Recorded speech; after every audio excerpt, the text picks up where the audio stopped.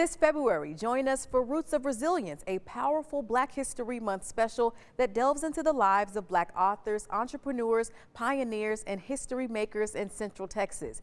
These inspiring people embody the essence of resilience, shattering barriers and exceeding expectations as they navigate a world of endless opportunities. It all came together, but I feel like in right timing, everything comes together, but you have to write it down. Becoming an author wasn't the first thing Tierra Sprave thought she would do while serving in the military. So I was still in the Army at the time. I had been in about 12 years at that point. But every time she mentioned her kids' names to adults, she was met with skepticism. My kids' names are Prince and Princess, and so a lot of the responses I was getting from adults about their names was pretty adverse.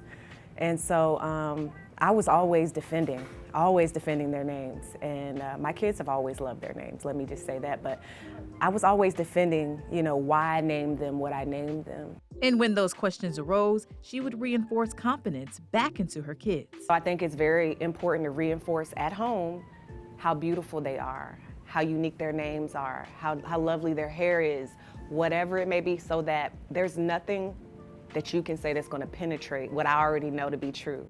The constant belittling of names gave Sprave an idea. I guess I don't like my name, Mommy. I actually love it. I love my name. To write her first book, I Don't Like My Name, I Love It.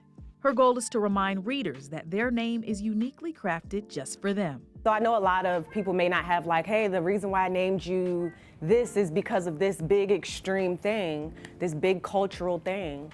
But it's so interesting to even learn why that name was chosen for you. The topic of unique names isn't new and has statistically prevented thousands of people across the world from prevailing in their careers.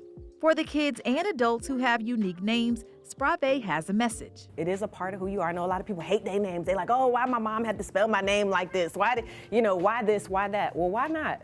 Do you want the same name as everyone else? Somebody thought enough of you to make your name unique, or to have it have some sort of cultural roots or whatever it may be. It's a part of your story.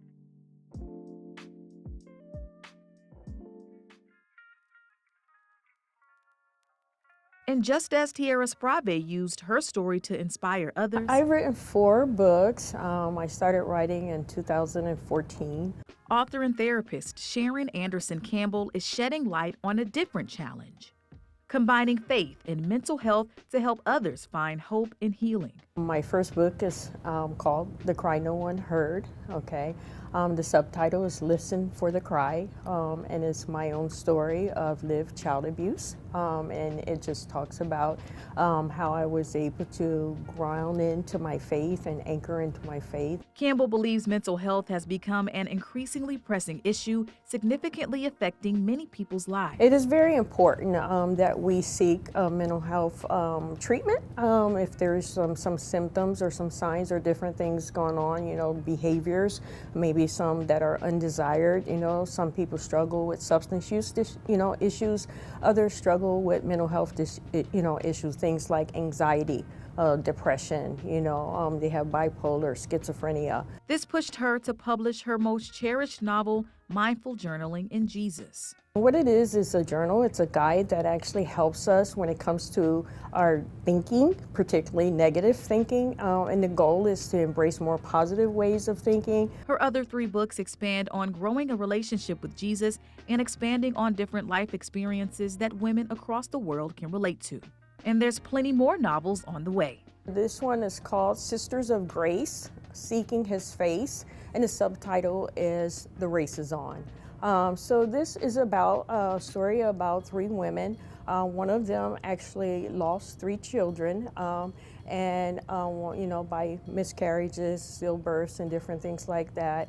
The other one was involved in domestic violence, and the third one, which is myself, has lived experience of child abuse. Campbell hopes that her novels provide readers with the tools they need to tackle mental health challenges and embrace positivity. Everything does start in our thoughts. The feelings that we experience, the behaviors that we have, those are generated by our thoughts based on our thinking. So if we can check the thinking and get that in check, and get those things addressed, then we're more likely to have better or improved mental health. Come on, push. Hips up. 10 seconds. It's a Saturday morning at T3 Fitness in Temple. I don't shy away from being the leader of fitness. It's 6 days a week. You can find yourself inside of an intense workout session with one of their instructors. And go. One instructor just may be the owner and CEO of the gym, Ike Shaw. We create a workout so you can have better arms, better stomach, better glutes, better legs, results. And then not only that, we build a community with it. So if you actually want to go somewhere where you can actually have other people that are doing it and supporting you and you meet new friends, man, that's what it's all about. This gym spans 50,000 square feet. Inside are hundreds of weights, workout equipment, and breakout rooms for group fitness. Then we got squat jumps. So palms up, and then we push down, using our triceps to push ourselves higher in the air. Shaw says his gym comes from small beginnings. I want to train mass amount of people at one time. And so I started doing small group training from 4 people. Then it got up to about 15, then all of a sudden it was like 50 people in the parking lot. But as a black business owner in Central Texas, Shaw knows the importance of being a leader and an example in the community. So he put all of his time and money into building T3 to what it is today. Me as a black business owner, I just try to, I grew up thinking that a black man was supposed to be a king. We're supposed to have that mentality of a lion to win. The pressure can be on you, especially if you're a leader. At the end of the day, there's a lot of weight on your shoulders, and you got to be willing to accept that and know that you're gonna have to go through, man, dark sides to get to the sunshine and the bells and whistles, the victory. The life of an entrepreneur isn't always easy. You better have a why, because it's not gonna be easy. It's not gonna be all bells and whistles. But don't have fear and not do it. But you better know that there will be sacrifices. There will be many nights that you won't be with your family. Let's go, let's go, let's go, let's go! That's why Shaw says collaborating with other business owners in Central Texas is so vital.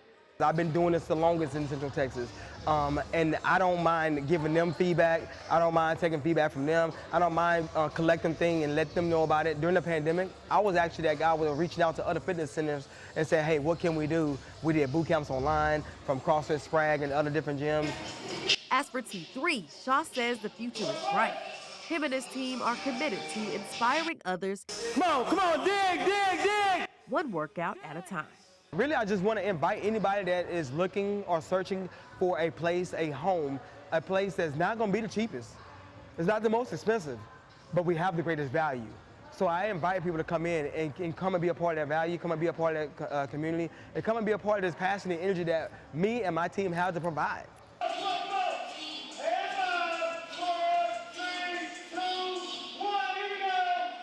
KLEN is here for you with AM radio and FM too, serving Killeen and Fort Hood.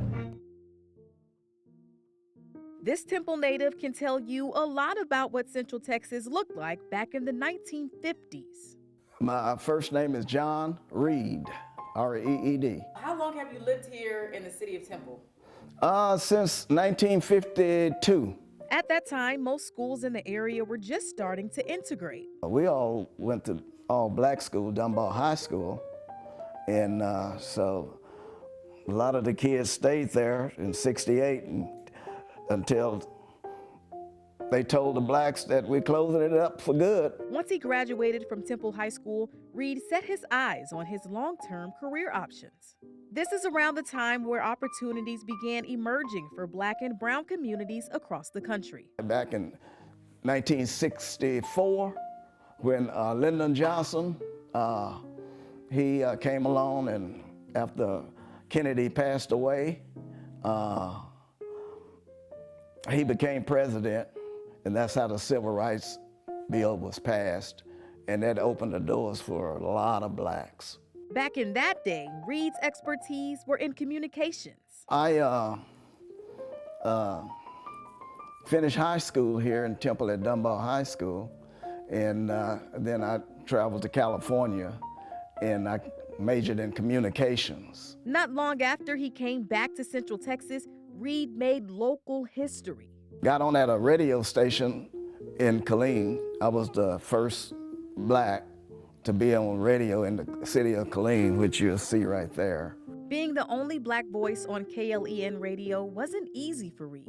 You didn't see that many black DJs there which was an AM station, and they played, the format was basically white music. So I had to mix the white music in with R&B, the black music. But resilience played a crucial role in paving the way for other black and brown people of today. I get proud to see a black face on television, doing news, sportcasters, you know. It just makes me proud because they have the opportunity to do it now. Over the years, Reed has achieved numerous milestones across Central Texas. Today, you might spot him working as a realtor, helping people find their dream homes or property. His message to anyone breaking new ground is clear. You are more than capable of achieving your goals. The best way you can do it is get an education, you know. And if you get an education, it'll pave the way for you, whatever subject you want to study in college, you can get a job. A job will be waiting for you. I always had them to say, another Cimarron production.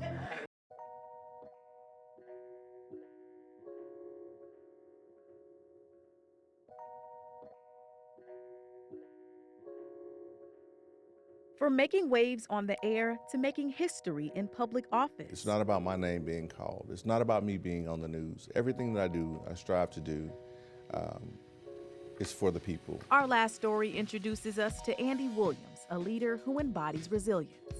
Originally from Arkansas, Williams dedicated many years of his life to military service. After retiring, he chose to settle down and call Central Texas home. I got here in the area by way of the military. And when I first got here, I just knew that this was going to be the place that I wanted to retire. I had no idea that I would become the mayor in this, one of the mayors in this area, but I knew that this area was a place that I wanted to stay, retire, and to raise my family. From there, Williams chose to serve his community once again and first served as president of the Economic Development Corporation. Someone asked me what was I going to do since I had retired, and all I knew was I was going to school. I told them that I was going to be the mayor of Nolanville, and a year later, it happened. Then in 2017, Williams was elected mayor of Nolanville. It feels pretty good, and the reason for it is not because of holding a title that long, because I've never been a person that's about titles, but it's more important to me that I've gained the trust of the community, and they allow me to serve them as the mayor and represent the city to the best of my ability. And he became the first and only Nolanville mayor to run 4 consecutive terms unopposed. It really feels good when other people recognize it and they bring it to my attention, because I feel that I've been accepted in this role, and they don't look at that fact anymore, that if I'm African American or white American or Hispanic American, they just look at me as, because of my character and my experience, I'm just doing the job. And I feel that that's very important. His accomplishments as mayor span far. He helped create a partnership with the city and Texas A&M University, opened up the beloved Smart Museum, spearheaded the city's first proclamation of Black History Month in 2019, and so much more. I encourage people to get involved in the community, because a lot of times when we're not involved in the community, we see things that's going on and we just don't really understand it. And we say, well, why don't they do this? Or why don't they do that? Or what's taking so long for them to do this? But when you actually become a part of it and you go to your city council meetings, even if you don't run for office, at least go to your city council meetings so that you can find out and make sure that you vote. Williams is in the middle of his last term serving as mayor. He's grateful to have made history and says he wouldn't be here without the Black pioneers who came before him. If it wasn't for people in the 50s, 60s, the 40s, 30s that stood up to the injustices, stood up to the racism and didn't quit, always push forward, I wouldn't be here. And so I look at it the same way for the people that's coming after me. If I don't have the same mentality, the forward thinking, I'm not allowing them to have that same opportunity that I was given or afforded. Roots of Resilience celebrates the unwavering strength, determination, and impact of resilient Black individuals, honoring their inspiring legacies this Black History Month.